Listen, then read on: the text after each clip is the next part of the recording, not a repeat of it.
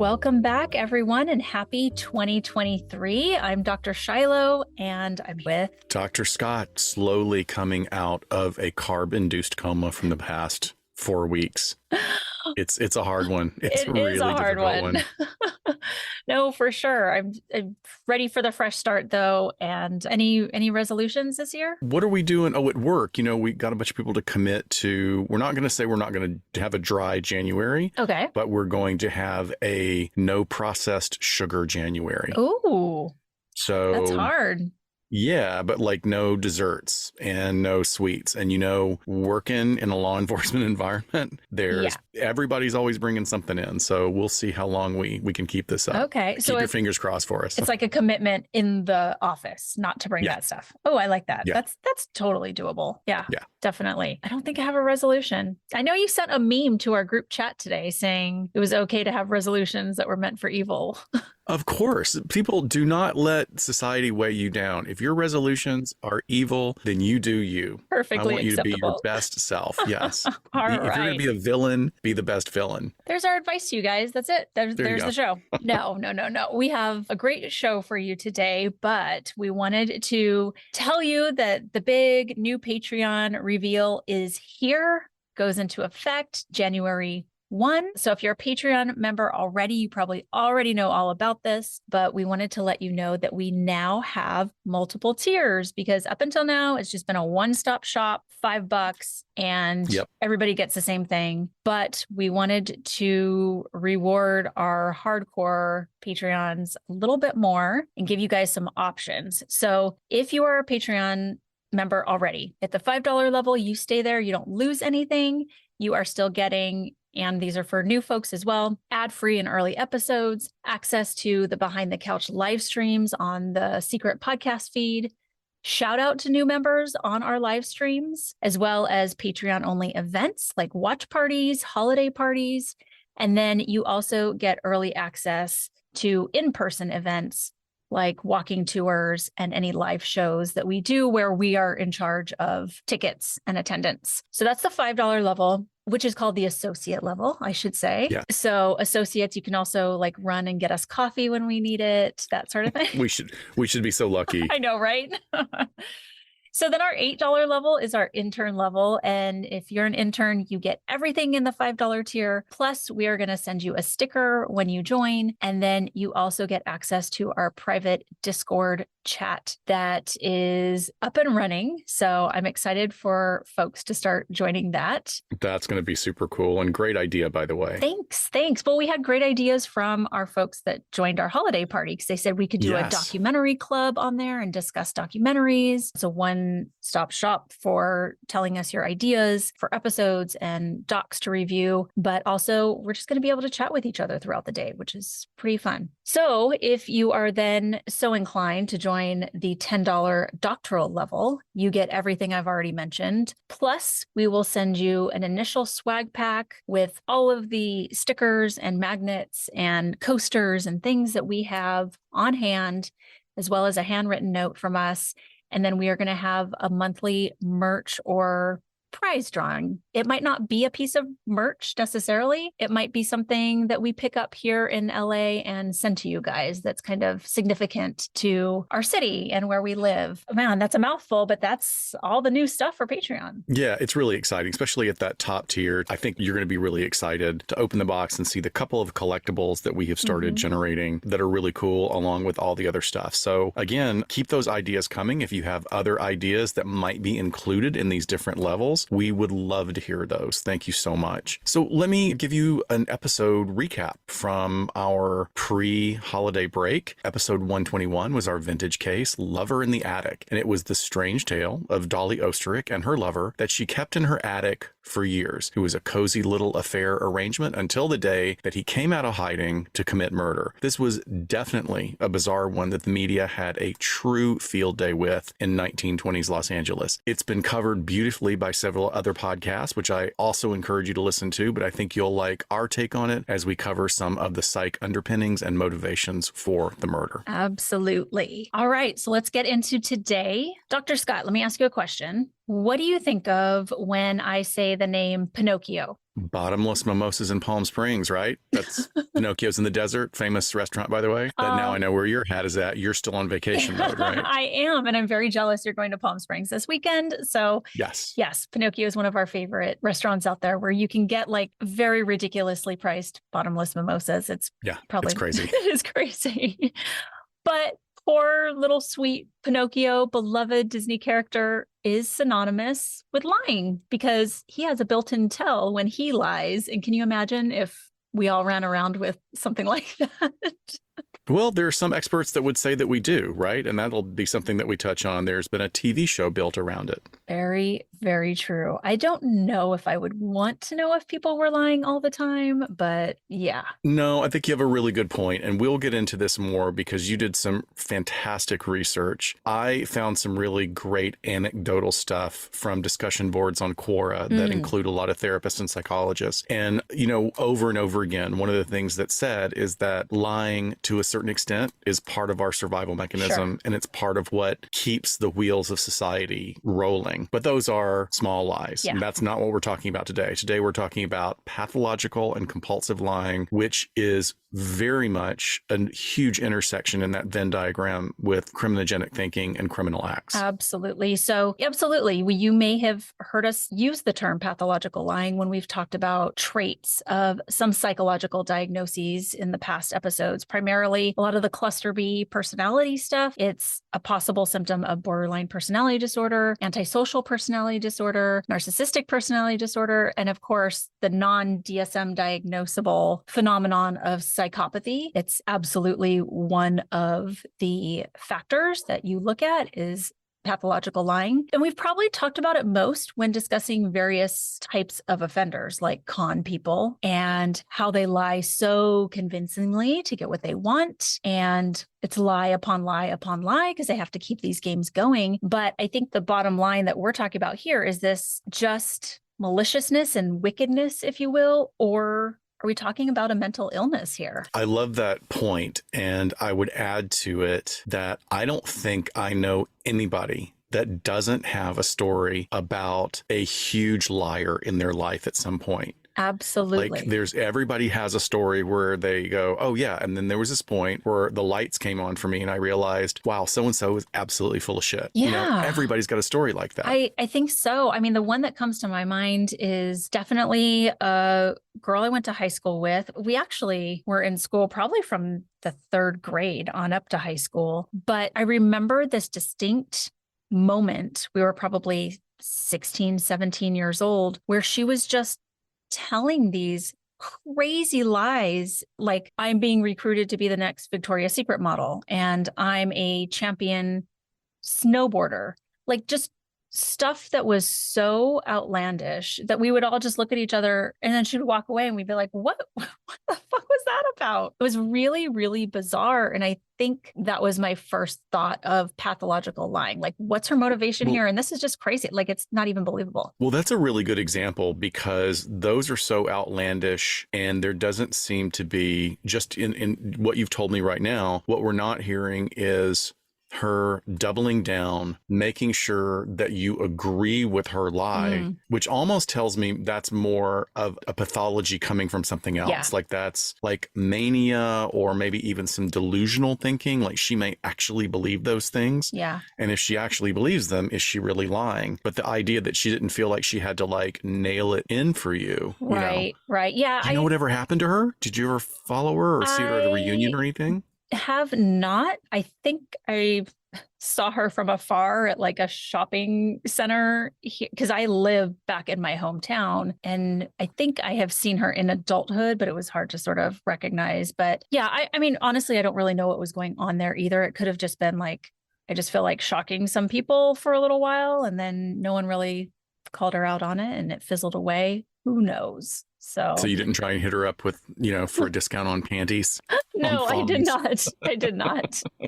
I should have hit her up to ask You her told me. if I could interview her for this episode. No. I'm going to share my story later because Okay. I have a what the hell story Okay. that I still like struggle with today, like because there's no resolution to it, but there's so many other things I want to get to. Yes. So I really don't have strong trigger warnings for today. We're talking Right. about some nefarious behavior here, but I think I want to start with a question for you. Are you a liar? Pants on fire? I think as a kid, I mean, I'm Southern.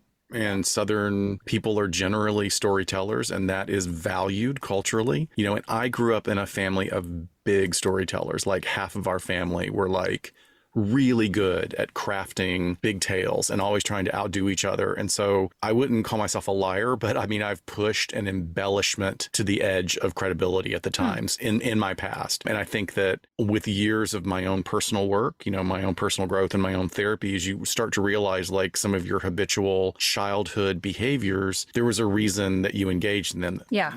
You have a better understanding for it. Yeah, I'm sure. Can you share like what some of the things would be that you would lie about, or what situations? Of course, this is a very safe space, Dr. Shiloh. Intimate. It's just you and another 10,000 people that I love and adore. So of course I'm going to share it. The main thing that I remember was being in elementary and middle school and lying about things that I had supposedly done or supposedly seen. I mean, I came from a family that we didn't always have a working television and there weren't a lot of extras in the budget for entertainment. So I would always be telling a tale about, oh yeah, I saw that TV show or I saw that movie. Or even sometimes, at the beginning of the school year, it was like, oh yeah, we took a vacation when we didn't take a vacation at all. Yeah. And, I think that this is a great segue into differentiation for our topic because people lie for different reasons. Run-of-the-mill lying does sometimes provide some benefits, like it can help people get out of unwanted or unpleasant situations. It can help them avoid social embarrassment. But thankfully, these examples are not typically thought of as mental health conditions. And, it was like I think for me, it was coming from a very insecure place as a kid. And that's what I view it from now. Yeah. I think I was a bit of a liar as a kid. I mean, part of that's normal though, right? I think so. Mine was always to not get in trouble for something I knew I shouldn't be doing. But my mother made it very clear that lying was her all-time pet peeve. Like, do not lie to me. And I think that scared the crap out of me where I would do bad things, but then I was also scared of the consequence. So I'm like, which do I choose? Look, I love your mom, but she's former law enforcement herself and she is an elegant and tough cookie. And I can't even imagine trying to lie to them. But look, toddlers do it. I know. My goddaughters, I remember kind of looking at their exhausted dads, like rolling their eyes like, oh my God, he's lying about going on the spaceship and talking to, the carrot people at the top of the cabinet because they're testing limits, right? I mean, that's part of individuation and differentiation as a child. It's developmental. Yeah, I don't know. I just always didn't want to get what was coming to me when I was bad. I remember there's many times, but with my sister that's closest in age to me, I remember my mom coming home and we had been left alone and we weren't allowed to eat dessert. And immediately when she walks in the door, she's like, "Did you guys have cookies?" And I'm just straight face, like, nope. And my sister just looks and then breaks down and says, yes. And I didn't know we had Oreo cookie crumbs all over our face. Oh my gosh. And I love it. I was going to stick to it. Don't know how it happened. I don't know. Nope. Not going to cave. Rubbed these cookies on my face. Anyway, before we get too far into our childhood stuff, generally, most of us are moving in and about cultures where we trust most people, right? We've talked about this before. Right. There's this innate trust, and you have to think about like, how awful would it be to constantly assume that people are lying or that you have to have, be on edge to catch someone in a lie? That would just be hypervigilance that we don't need in our lives all the time. Yeah. So clearly there are some professionals whose jobs taint their worldview with their cynicism about truthfulness, like the type of work you and I do, those that are in criminal justice, those that are in law, those that even are in, mental health. But, the assumption that most people are honest most of the time aligns with reality. And we know that because the research tells us that. Levine referred to this expectation of truthfulness as the truth default. This keeps us out of a hypervigilant state for operating in everyday life. Right. There's also some people that like really pride themselves on being radically honest. And, radically honest means that you're not taking into account where another person's place is. Yeah. That can be harmful to interpersonal relationships. But yeah. So, I mean, look, non-pathological lying is a part of normal human behavior. Lying is a common feature of interpersonal interactions among humans and even occurs in some other animals, including definitely primates. One of my favorite videos of all time is watching this orangutan lie to his handler about getting food already. Like you see him hiding an orange behind his back so he can pretend, I didn't get an orange. Yeah, it's hilarious. Where's my orange? Yeah. But we generally understand if someone tells little white lies here and there that it's just part of societal niceties and sometimes even to benefit others. Or maybe we like to tell ourselves that. Yeah. I mean, I think it's a spectrum and there's a lot of gray area. But let's get into the lying that is not under the paradigm of normal lying. Yes. So let's get into some early terms here. So the term pseudomania was briefly used for a period of time, and that was coined by American psychologist G. Stanley Hall in 1890. And Hall used the term when discussing pathological lying exhibited by children, which was his area of expertise. So Hall stated, quote, pseudomania supervenes where lies for others and even self-deception is an appetite indulged directly against every motive of prudence and interest. This is all very 1890 language. Sorry for that. Very much. I love it, though.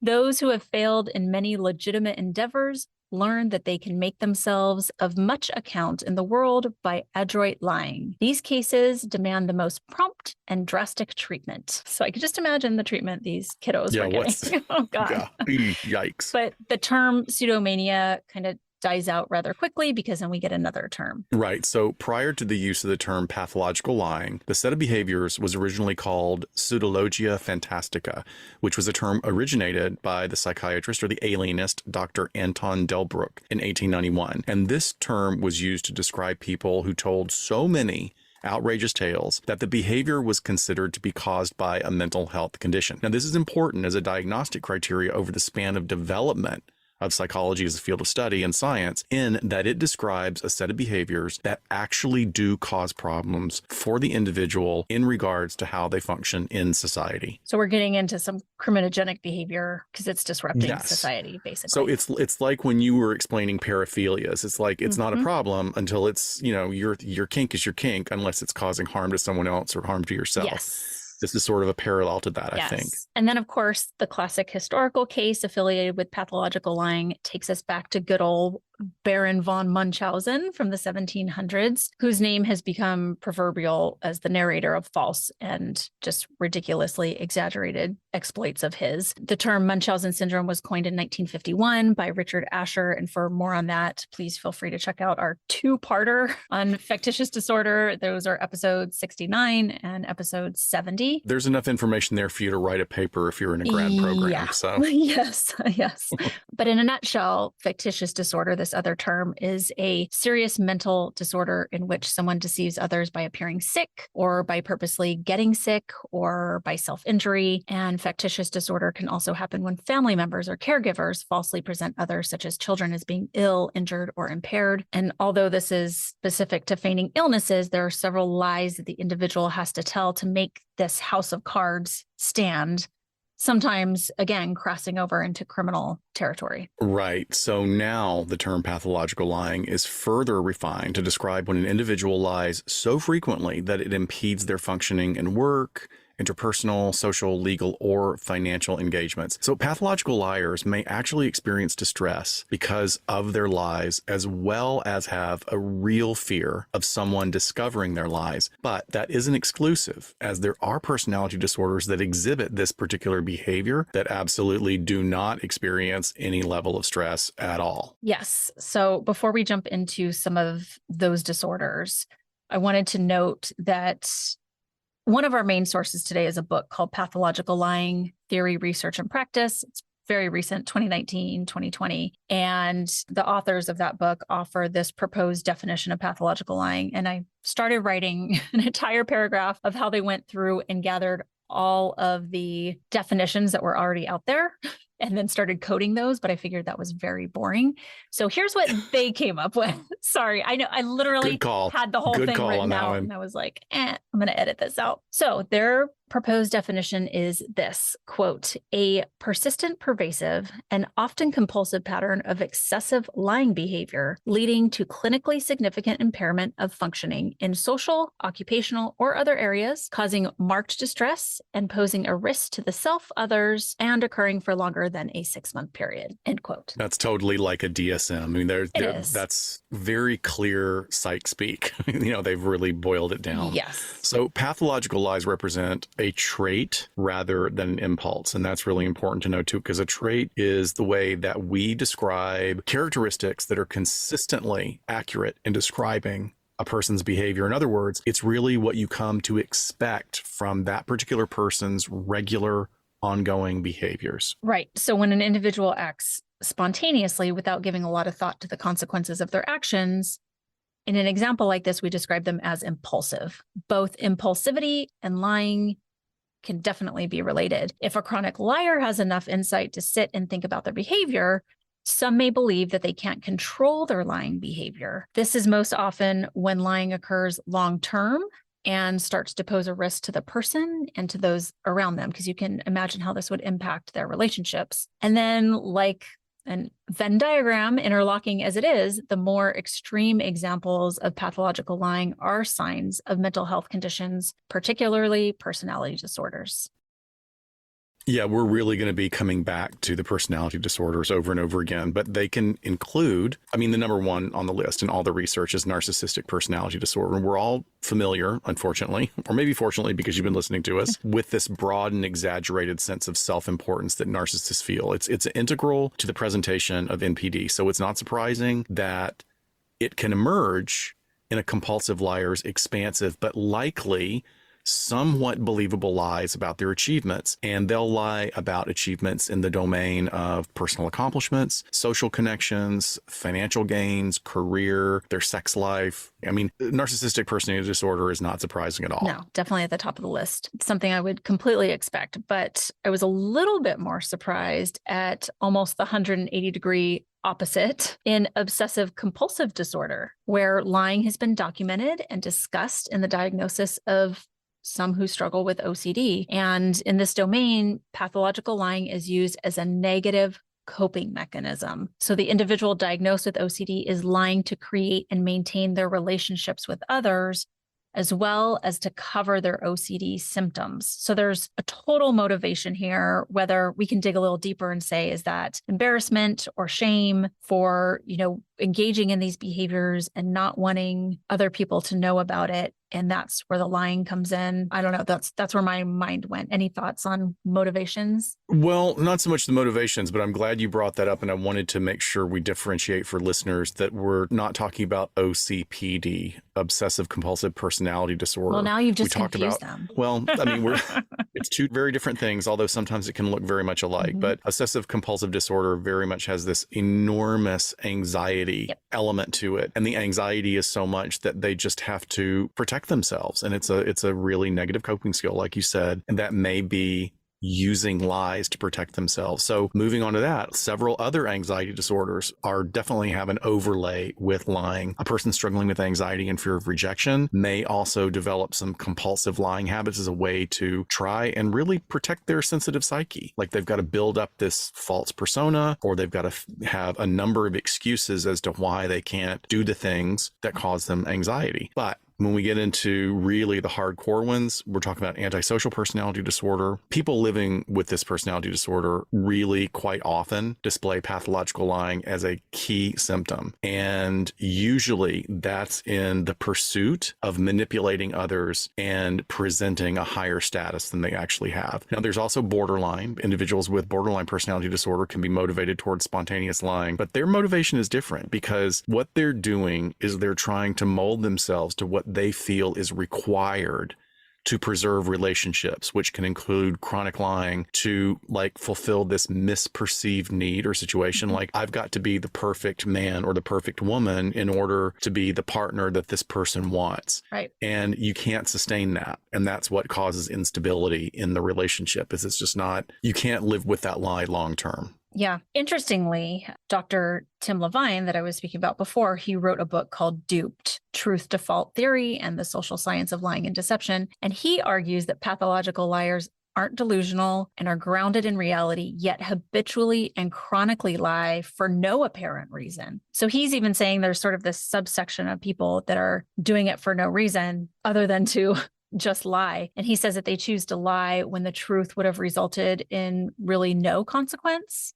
So that does not apply to me, who was terrified of the consequences. Right. However, he's saying that they also lie without regard for the negative outcome that the lying is going to cause for themselves or other people. So, I mean, I think this is interesting. I read it. I think it feels like antisocial flavors or traits here. Yeah. But it doesn't have the manipulation piece necessarily, but it's just without due regard for others. Can I jump in and tell my story now? Sure. So I think, well, I know I've told you this in the past, but this is something that I still struggle with because of how much it impacted me. And this was years ago when I was living off Hollywood Boulevard. I had transitioned from a performance career into working at a big talent agency. I was at an agency called William Morris Agency, and I went directly to a desk job. It was a huge paradigm shift for me from, like this sort of transient performer audition move all the time, right to a desk job and working in a corporate world. And my roommate moved in with his boyfriend, and I had to find a roommate really quick. And I had found somebody that I'd been chatting with on this very early text relay system called Delos. Doesn't even exist anymore. So I thought this guy was really cool because he was really funny. Like, this was somebody with like absolutely laser quick comebacks. He was super, super funny. He was really intelligent, and he worked as a surgical tools salesman because he had gotten like halfway through med school and decided that the sales was better suited to him and he didn't want to finish med school. At least that's what he told me. Okay. So his name was Dr. Dunch. Oh God, I would have lucked out on that one. So he moved in, and this was back in the day where there was dial-up. Like, you had to have either a separate line for your computer access, or you would be using your phone line. I mean, I think younger generations just have Isn't no it concept crazy? of it. Oh now. my gosh. Yeah. So I was paying my bills, and I realized that he was lying about everything. Like, he wasn't really working, he was paying the bills on time, but it was always like, hey, I need the rent check. It was always just like pulling teeth to get that taken care of. And I remember, I had 2 phone bills from the company Pac Bell at the time, and I was paying my phone bill. And then I had the fax line, which was our computer line. Hadn't gotten a bill. So I called Pac Bell from work, and I said, hey, I haven't gotten the bill for my fax line. And the woman goes, okay, well, hold on. Honey, who have you been sending faxes to? Jeez. And I said, what do you mean? I haven't. It's our computer line. We use it to access. And she goes, you've got a $7,000 phone bill. What? I was like, no, that's not possible. No, that's not possible at all. So luckily my boss was out of town that day, so I could spend like the next few hours trying to figure out what was going on. Gosh. And this was back in the time when there were like hookup lines, like 976 and 999 lines where you would connect. So long story short, the guy was a complete con man, and he was conning people all over the country using these phone lines. And he was conning me. And I came home, and I was shaking with rage because money was so short for me. I was living on nothing. And he gave some kind of lame excuse of like, oh, I'm going to pay this back. And I was like, you're out of here. Yeah. When I come from work tomorrow, you're going to be gone. You will be gone. Keys under the door, never want to see your ass again. And he kind of like laughed it off. And then I'm not kidding at all. And this was probably the top of my buff period. Like, I was you was couldn't big, I was solid. Him. But I don't get into physical fights, but I couldn't believe somebody had betrayed me like this. And anyway, after he left, and I had to pay the bill myself, and it was awful. It took me years to pay it off. I had to take a loan from a friend, and a friend who really kindly helped me out. But I think maybe this was my intro to true crime, because I eventually got copies of all those phone bills, and I started calling. I knew he was from Oklahoma. Oh, you know what one of the lies was he told me? Is that his aunt had been killed in the Oklahoma City bombing. Oh. But by this time, it was like I'd heard so many bullshit stories from him. I'm like, okay, sorry, that must be awful. Whatever. But then isn't it weird? Because it's almost like a horror movie thing. Like, something awful is happening, but you're like, okay, whatever, I'll go in the attic. Yeah. And, this was like a room. I didn't have time to think about it because I had worked 12 hours a day, this crazy schedule we were on. So I continued to call, and I tracked down a bar in Florida, and this bartender picked up. It was probably like 6 o'clock in the afternoon on a weekend or something. I said, this is going to be the wildest story ever. But I live in LA and I had like a wacko roommate. And he goes, oh, you mean so-and-so? I'm like, yeah. He goes, oh God, you got conned. He cons everybody. Oh my gosh. He got run out of here years ago. He conned some guy out of his family fortune. You know, he spends money like crazy. He's nuts. Wow. And he gave me all this information. And then I called his parents, and his mom broke down. It's like this elderly woman, or probably middle-aged woman at the time, broke down in Oklahoma. She's from Oklahoma, just broke down sobbing, like, this is not how we raised him. There's something wrong with him. He's been doing this for years. We've been getting these calls. We don't have any money. I'm like, well, I'm not asking you for the money. I'm just like, do you know that this is happening? And I mean, then I ended up being like sort of therapy person for her for 30 minutes. Jeez. But I continued to call, and everybody I called was like, oh, so-and-so ripped you off. Yeah, he's a oh my total gosh, criminal. I did not know all those details. But just lie after lie after lie. And to the point, I mean, about the most ridiculous things. Just about like, why would you lie about that? Yeah. You didn't buy zucchini. There's no food in the refrigerator. Oh yeah, I filled the refrigerator with food. You go and you open the door, no food. Like, what's wrong with you? Yeah. Oh my gosh, I'm so sorry. Anyway, that's my story. It was like, and he reached out to me like right before COVID. I got like some whacked out email, clearly under the influence of substances, and like, you can't come after me now because statute of limitations. I'm like, you can't come after me now. I want to. If anybody lives in Oklahoma City, Oklahoma, and is listening, reach out to us, because I'll tell you some more stories about it. And you can do some reconnaissance for us. Well, I love that you were just like calling people and investigating and oh yeah. Well, and I'm sure that was validating to know you weren't the only one too. It was. And you know what else happened is I went to the Hollywood police station, and there are two things that happened. I completely forgot this. So I went to the Hollywood police station, and I walk in, and there's a woman working the front desk, and I said, I've got the wackiest story ever, and there's no reason that you would believe me, but here's my passport, here's my driver's license, here's my social security card, here's my birth certificate. This is who I am. Here's the address I live at. This is what I've been through. And then I told her the story, and she was so cool. She goes, well, I can't tell you any confidential information. That it would be absolutely against the law. I need to go get a cup of coffee, so absolutely do not look at this computer screen. And then she walked away, and she tilted the screen toward me and showed that he had like hit and runs and like DUIs in another county. His rap sheet, basically. Then I did the same thing. I called the FBI, and I said, here's who I am. I can fax you copies of all my ID. And this guy was so nice. And he goes, hold on, let me close the door. So he goes and he closes the door, and he goes, you're in with a con man. Yeah. Like, I'm looking at his record all over Orange County. He's been kicked out of apartments. He's got this and this and this. And they had like a whole dossier on him.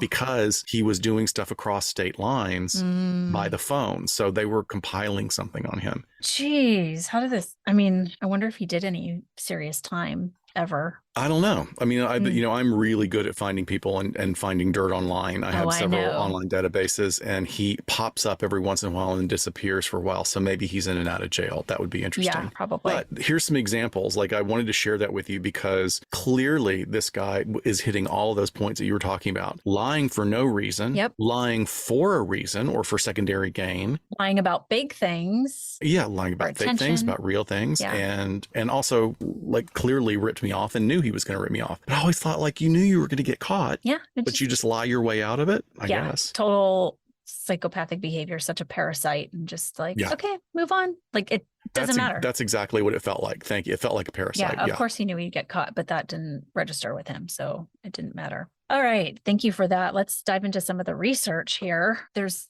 been a lot of money spent on trying to determine if someone's lying, from the FBI, government agencies, fighting terrorism, or just simply hiring new employees. I've taken several polygraphs in my day, to lie detection for cheating spouses and all the different meet the Fockers polygraph situations you can think of. As a side note, I just want to let everyone know that in February, we're going to have Lisa Robikoff, polygraph examiner, on our live stream. So we'll save the polygraph talk for that and our questions for her.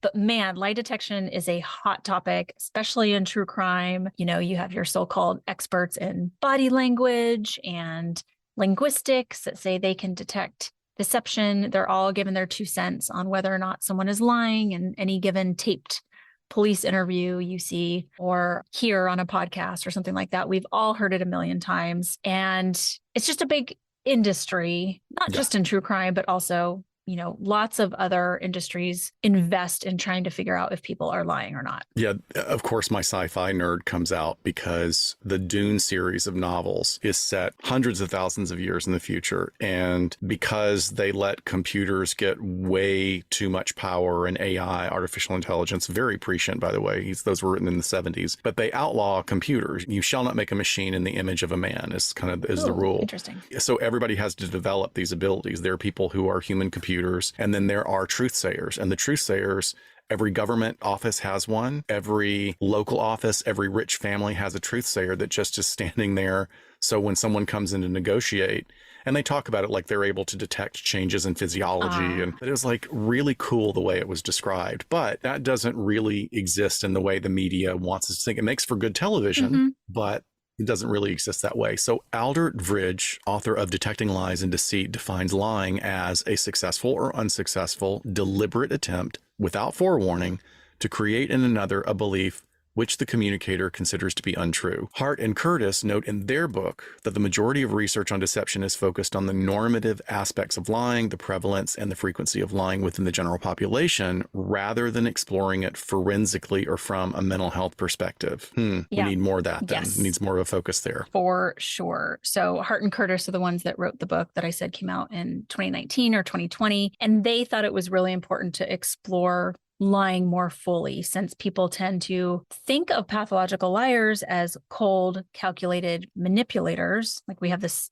very distinct stereotype in our head. And they assert that pathological lying is certainly not harmless, as their definition and research indicates, but they're confident that their research indicates that pathological lying does carry a heavy toll. They say it, quote, carries a heavy toll, damaging relationships, causing dysfunction in many domains of life, and ultimately leaving a wake of distress. And they certainly don't want people thinking that pathological liars are completely sinister beings. They assert that if you have that line of thinking, that maybe that's better understood by looking at the additional traits of psychopathy, where people are kind of taking pathological lying and then going, oh my God, it's this big, horrible psychopath. They're saying, no. That's not what's going on here. It's a pathological lying, yes, is a trait of some mental health disorders, but don't stereotype and paint them all with a really broad brush based on just one behavior. Yeah, because I mean, especially when we start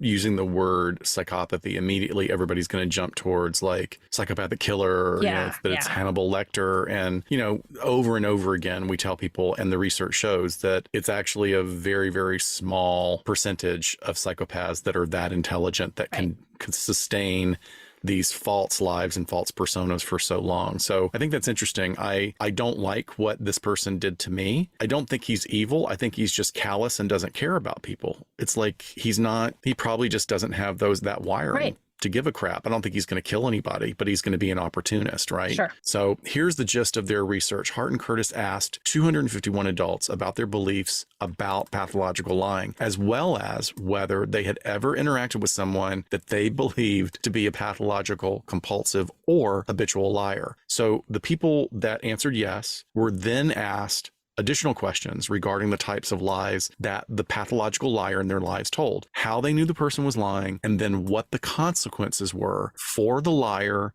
and for themselves. So here's what came out of the research. They found that 91% of the respondents believed that they had had contact with a pathological liar. Totally believe that. So high. Like I was saying earlier, it's so high. So get this, 100% of them indicated that the liar told primarily self-serving lies.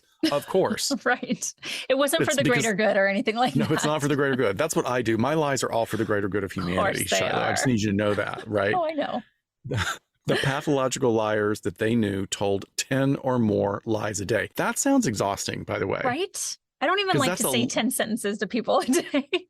Seriously, I think 10 sentences per month is maybe what your husband hits every one. Maybe. And that's perfect for me. Yeah.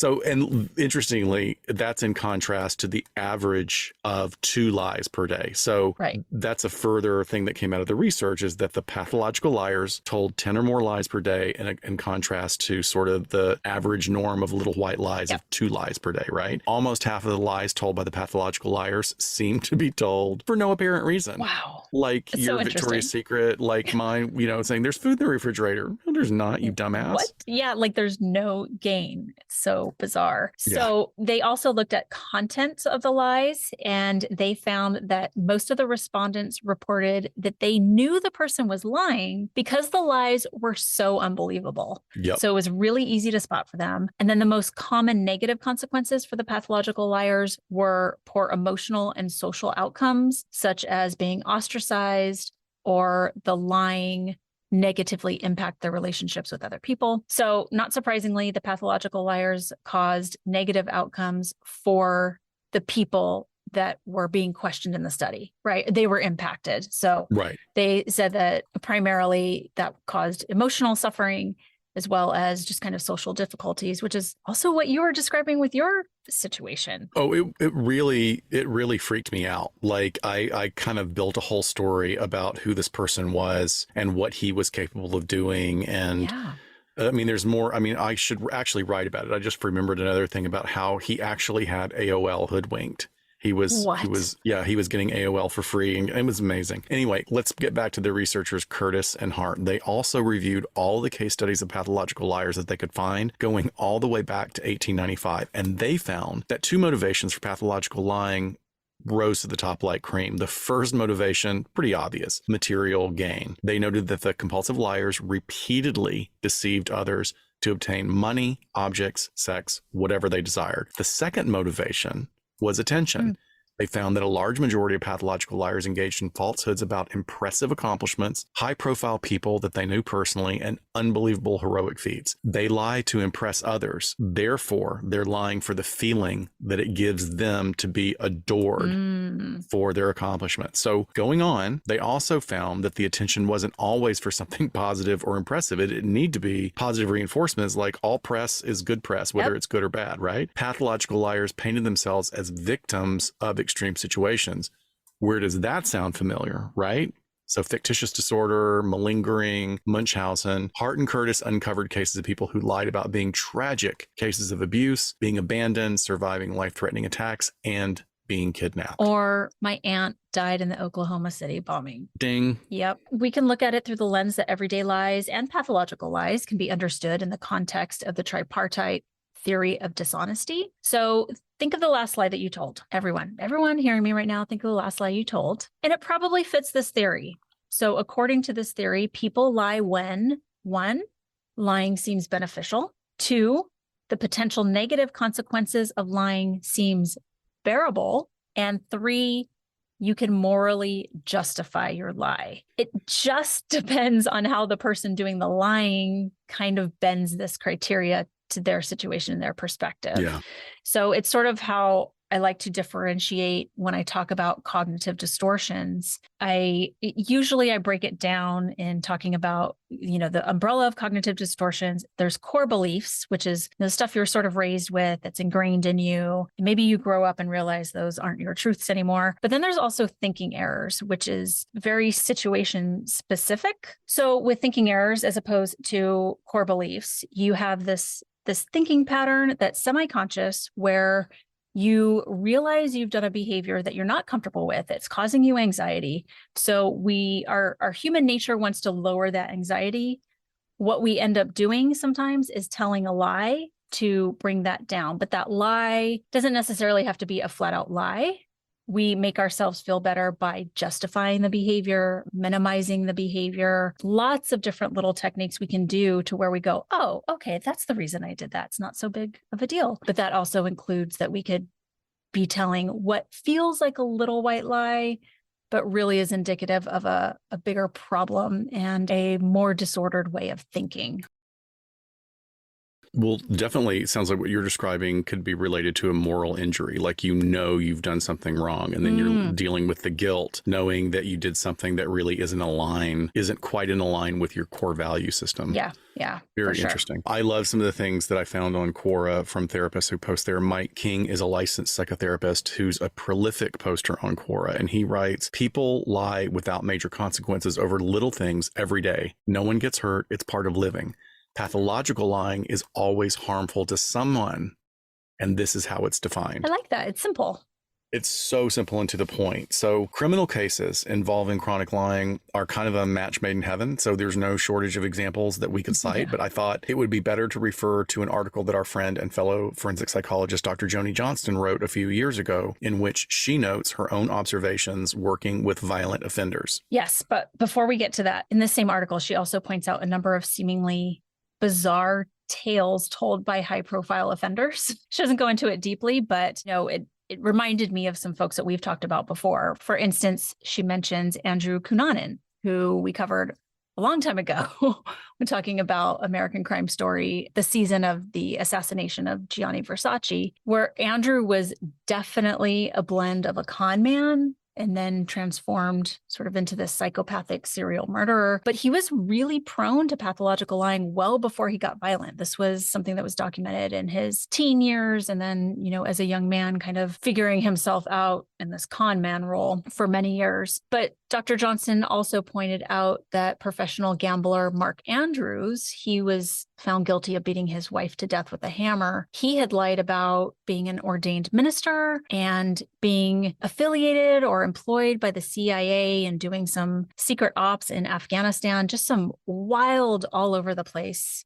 pathological lies. It was very, very interesting. We talked about incidents like that where certainly with the stolen valor, that dovetails with a pathological lying. At least with stolen valor, they're actually in the military, the majority of them. I mean, there are some that are so far gone that they completely make up these, I'm a secret undercover FBI or I'm CIA or I'm special ops or something. So Dr. Johnson, in her work with offenders, said that she was struck by the number of men that had histories of pathological lying in childhood. And, we may think of children and teens as engaging in lying, but she observed that this lying was known for a particular reason and often without remorse. So obviously this is her anecdotal experience at this point, but she offers an interesting future research question. Is this the first trait that we need to start looking at for violent offenders or for quote unquote professional criminals? Yeah. Very interesting. Because of all the traits, that would be the easiest to sort of test out and get away with as a younger person. Yeah, I remember there was a person when I was working for this entertainment company in post-production, and we were working on the DVD box set for The Lion King. And this guy was we were in a bullpen, like, sort of like a big group office where everybody had cubicles and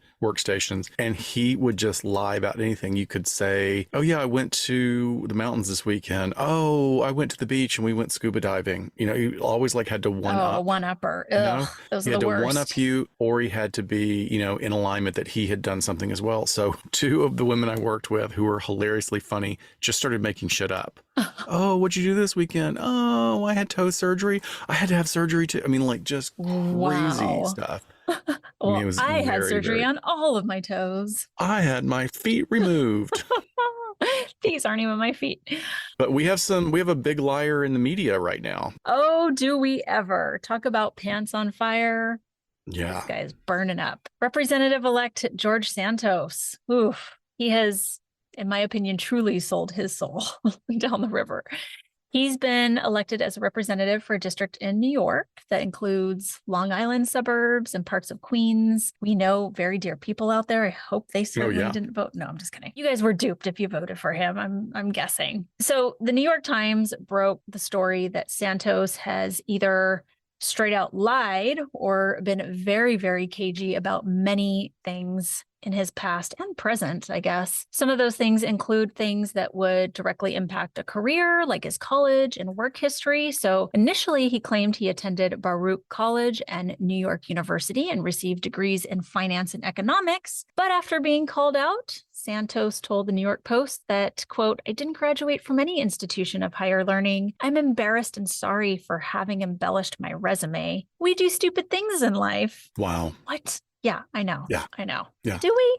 And should we be an elected official if we're doing those sorts of stupid things called lies. Also, his website reported that he began working at Citigroup as an associate and quickly advanced to become an associate asset manager in the real asset division of the firm, and that he was offered an exciting opportunity with Goldman Sachs. When that was found to be untrue, he changed the narrative, saying, "Oh, I liaisoned," whatever that means, with those companies in the course of another position that I worked at with another employer. So definitely bending the truth. He also admitted that he has embellished his resume and biography, but in the same breath states a lot of people overstate in their resumes or twist it a little bit. Yikes. I know. And then there's the issue with the murkiness of his religious background. I think this is particularly telling because this just shows no insight and a real lack of empathy for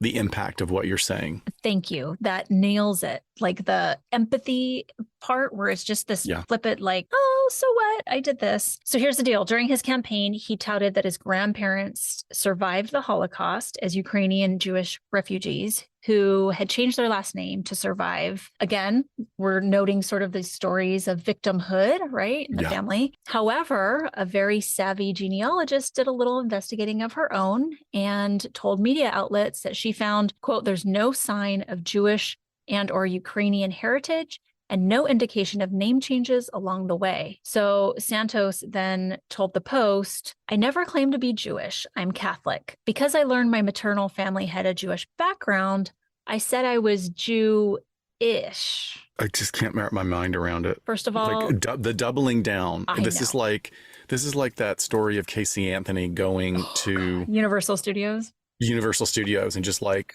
boom, keep doubling down, keep walking through the hallways, keep making excuses, keep lying your way. Yeah. I want to sign Jamie Rice's petition to sue him over the ish part on his quote. Yeah, exactly. Leave it for Jamie and Murderish to say those sorts, not this sort of thing, but to use the ISH. So there's more, but here's one I find absolutely disgusting. I think this is, I don't know, this is the topper for me. But Santos claimed that 4 of his employees died in the 2016 Pulse nightclub shooting in Orlando. That wasn't true either.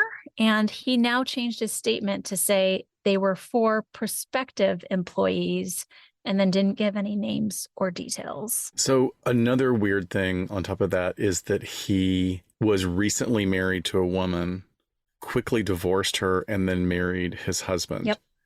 So very strange fluidity and I don't think that has to do with sexual fluidity. I think it has to do with an opportunistic, like this is what's going to frame me as special. Meaning this is how I'm going to be a gay Republican elected, right? Sort of thing. With this incredible, impressive background that I've completely made up. And look, I got to tell you, you gotta know you screwed up big time when somebody like a guest host of Tulsi Gabbard calls you out on your crap on national television, because she's a bit of a mess herself and she's a firebrand.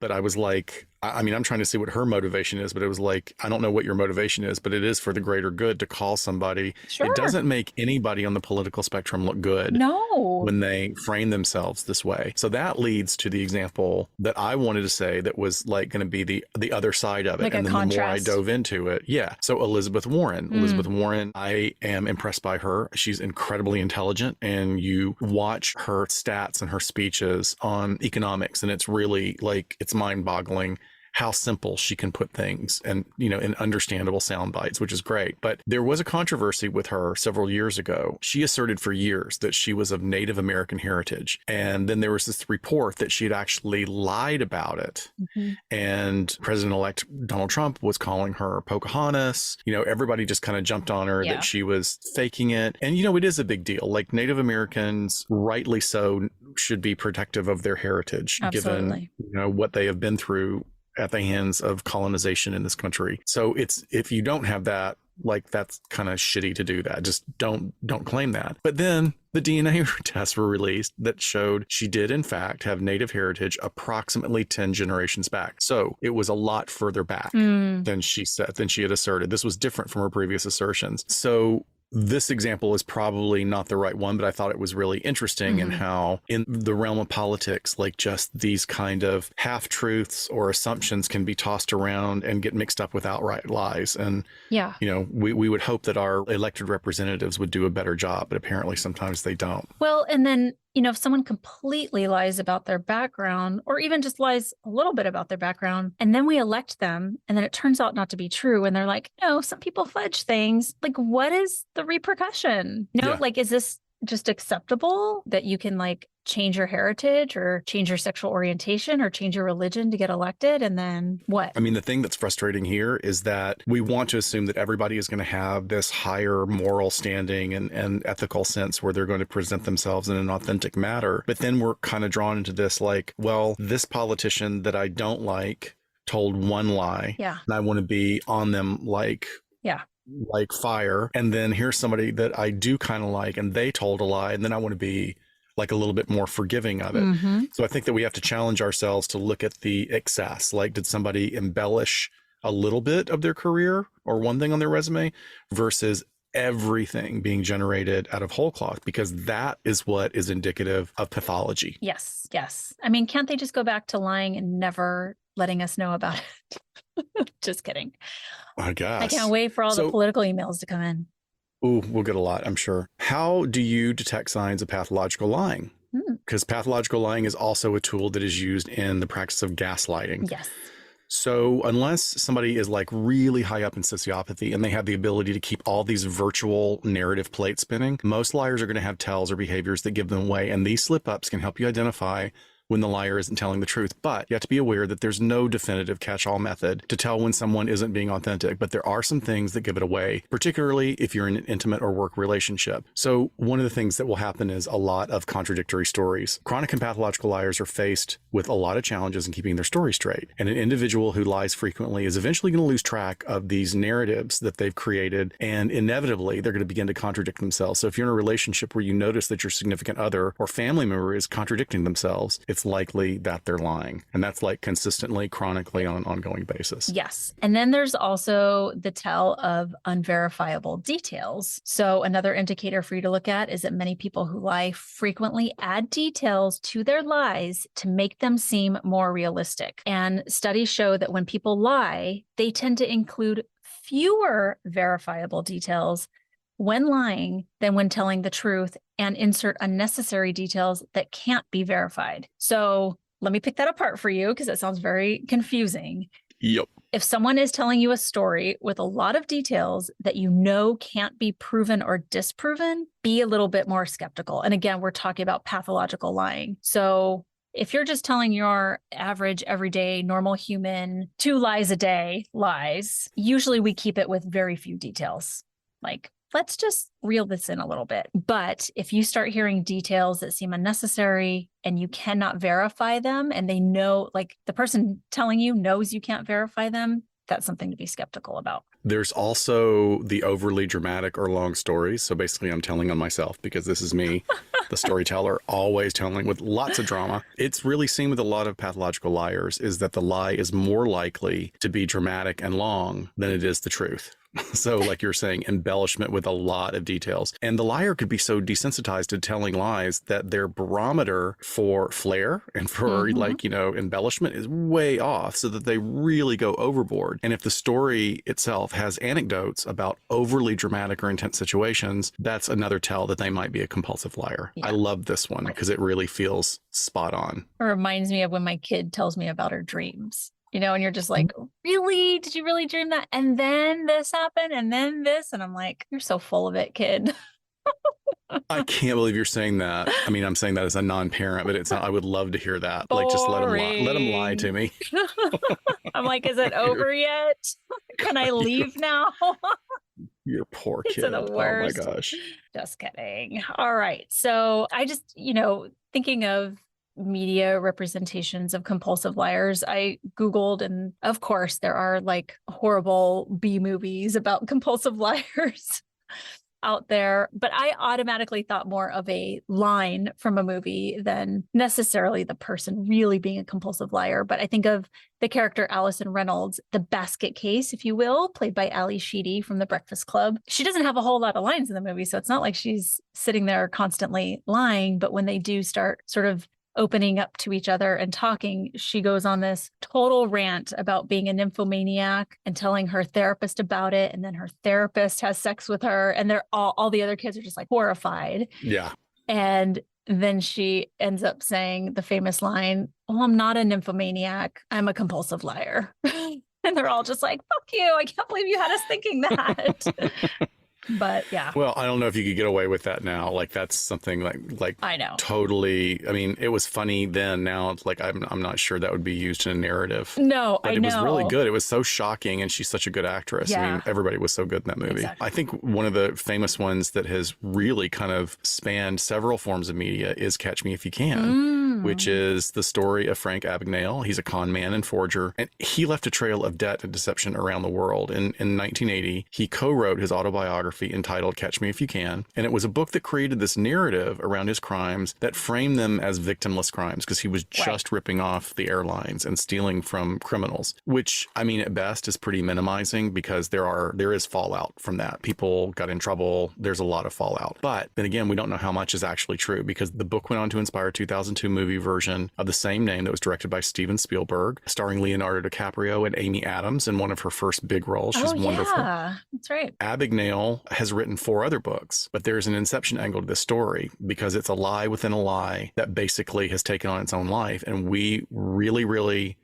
encourage you all to go and listen to one of our favorite people's podcasts, Mr. Javier Leyva. He has a podcast called Pretend, for the true full story, and he even confronts Frank Abagnale on tape. Not going to give anything else away, but that's an example of a fascinating pathological liar that doesn't seem to be particularly malicious, but just an opportunist. So please go listen to it. Well, yeah. I mean, there's a lot more creepy stuff that I didn't know that he was involved in, and Javier uncovers it all. He goes through all the timelines, and you're right. It's very Inception-like, because he's a pathological liar about being a pathological liar. Yeah. So it's all out there now. The series is wonderful, as are all the other series that Javier does on Pretend. So for sure, worth the listen. But yeah, not only the book, but the Broadway musical and everything. Oh, yeah. Like, just this guy's making money like crazy.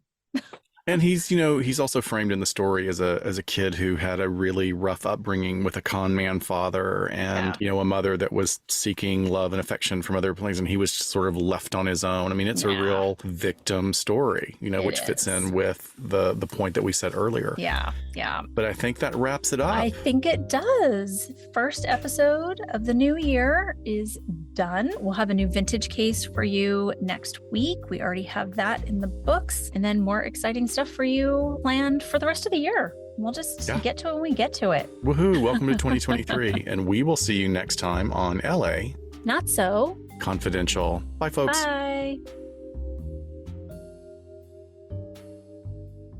We sincerely thank you for spending some time with us today. LA Not So Confidential is part of the Crawl Space Media Network in partnership with Glassbox Media. Each episode is hosted, produced, and written by Dr. Scott and Dr. Shiloh. Our post-production editing and sweetening magic is handled by the multi-talented Jason Usry of Ear Cult Productions.